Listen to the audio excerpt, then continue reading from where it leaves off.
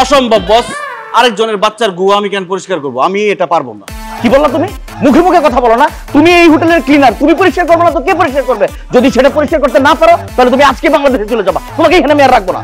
বস অবশ্যই আমি কি বলেন পটি পরিষ্কার করব, কারণ কাজ তো কাজই, কাজকে ছোট করে দেখার কোনো অবকাশ নেই। আমিও কাজকে ছোট করে দেখবো না, আমি কিছুক্ষণের মধ্যে গিয়ে গু মুদ বমি যা আছে সব পরিষ্কার করে দিব বস, আপনি যান। ভেরি গুড, 30 মিনিটের মধ্যে দুটো রুম ক্লিন চাই। হ্যাঁ, 1035 নম্বর রুমে তো গেস্ট আসার কথা। ওরে আল্লাহ রে আল্লাহ, বাংলাদেশে থাকতে ভাতটা পর্যন্ত উঠায় খাই নাই, আর এখানে এসে মানুষের গু মুদ বমি এগুলা পরিষ্কার করা লাগতেছে। দেশে যে আমি পানের ব্যবসা করতাম ওটাই ভালো ছিল, কেন যে মালয়েশিয়া আসলাম। কিরে মুখলেস, তুই এখন রান্না বান্না করছ কি লিগা? আমি কোন সময় খামো, কোন সময় ডিউটিতে যাবো? ভাইরে আজকে আমার অনেক কাজের চাপ, আমি একদম সময় পাবো না, তুই কষ্ট করে আমার রান্নাটা একটু করে দিবি। দেখ মুখলেস, 3 জনে মিললে আমরা রুমের মধ্যে থাকি, সপ্তাহে 7 দিন, 2 দিন শনি রবিবার আমি রাঁধছি, সোম মঙ্গলবার বাসা কাকা রাঁধছে, আর বাকি যে 3 দিন আছে তুই রাঁধবি, কারণ তুই রুম ভাড়া কম দেস। তুই যদি রান্না করতে না যাস তাহলে তোরা 5-7 লাত্তি দিয়া গাড় ধরে রুম থেকে বার করে দিব। না না, এমন কথা বলিস না হানিফ, আমার যদি রুম থেকে বের করে দেস আমি কই থাকবো? রাস্তাঘাটে কি থাকতে পারবো? ঠিক আছে যা, আমি হাতের কাজটা শেষ করে তারপর রান্না করতেছি। তাড়াতাড়ি যা, রান্নাটা কর, আমার গেলাম খাই অফিসে যাইতে হবে, দেরি হয়ে যাইতেছে। আল্লাহ গো আল্লাহ, প্রবাসী করেই যখন পাঠাবা তাহলে হাত দুইটা দিছো কেন? 10-12টা দিতে সব কাজ শেষ করতে পারতাম।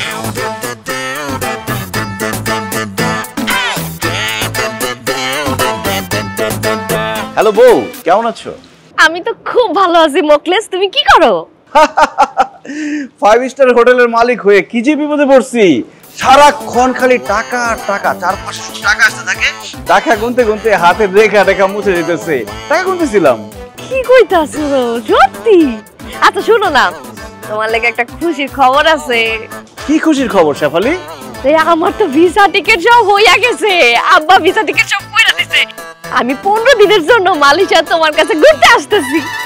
কি বলো? সত্যি? হ্যাঁ সত্যি, আমি না তোমারে কইলাম আমি মালয়েশিয়া তোমার কাছে বেড়াইতে আসবো। পরশুদিন আমার ফ্লাইট, পরশুদিন আমি মালয়েশিয়া আসতেছি, তোমার সাথে দেখা হইতাছে। হাই হাই, কি বলতেছো তুমি এসব? আমি তো ভাবছি তুমি দুষ্টামি করে আমাকে বলতেছো যে তুমি মালয়েশিয়া আসবা। তুমি নাকি সত্যি সত্যি আসতেছো? এই তুমি মালয়েশিয়া আসবা কেন পাগল? কেন আসবো মানে? তুমি জানো না আমি তোমার কত ভালোবাসি। তুমি নাকি 5 বছর পর দেশে আসবা, এর আগে আসতেই পারবা না।